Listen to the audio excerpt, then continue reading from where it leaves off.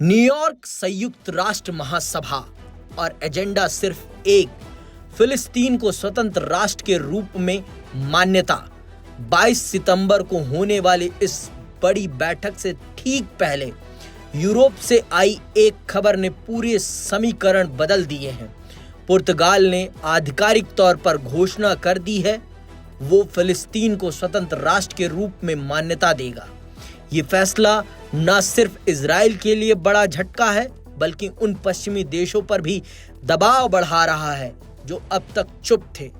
पुर्तगाल के विदेश मंत्रालय ने बयान जारी कर साफ कर दिया, गाजा में बिगड़ते हालात, मानवीय संकट और इजराइल की लगातार धमकियों के बीच अब ये कदम जरूरी हो गया है।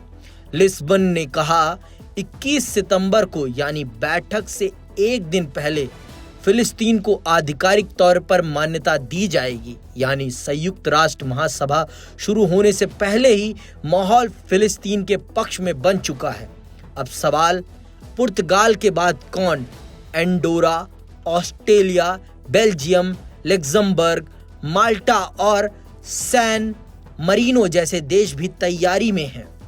इतना ही नहीं, ब्रिटेन, कनाडा और फ्रांस जैसे बड़े पश्चिमी देश भी इस महासभा में ऐलान कर सकते हैं।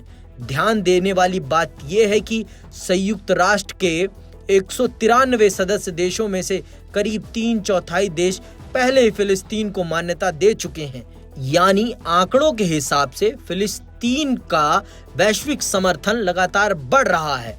लेकिन इस फैसले ने इजराइल की नाराजगी और बढ़ा दी है। प्रधानमंत्री बेंजामिन नेतन्याहू की सरकार का कहना है फिलिस्तीन को मान्यता देना दरअसल हमास को इनाम देने जैसा है।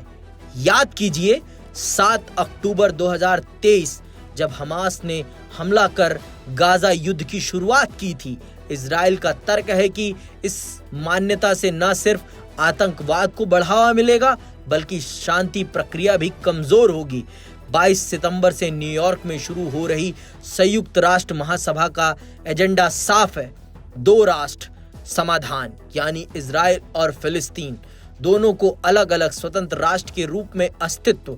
इस दौरान फ्रांस और सऊदी अरब मिलकर एक अंतर्राष्ट्रीय सम्मेलन भी करेंगे जिसमें नॉर्वे और स्पेन की भी भागीदारी होगी। इस कॉन्फ्रेंस का मकसद है फिलिस्तीनी अथॉरिटी को आर्थिक संकट से बचाना। दरअसल इजराइल ने पिछले 4 महीने से पीए यानी पैलेस्टीन अथॉरिटी के लिए वसूले गए करोड़ों डॉलर रोक रखे हैं।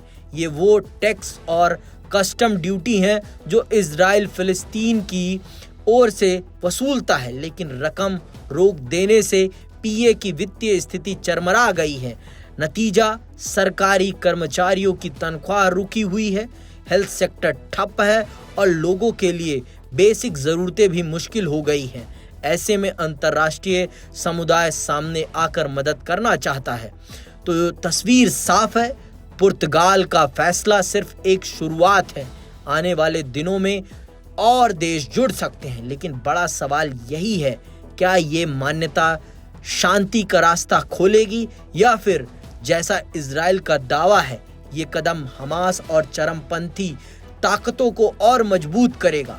22 सितंबर की बैठक से ये तय हो जाएगा कि दुनिया फिलिस्तीन के सवाल पर किस दिशा में आगे बढ़ रही है और यही फैसला आने वाले वक्त में मध्य पूर्व की राजनीति और पूरी दुनिया की कूटनीति को प्रभावित करेगी।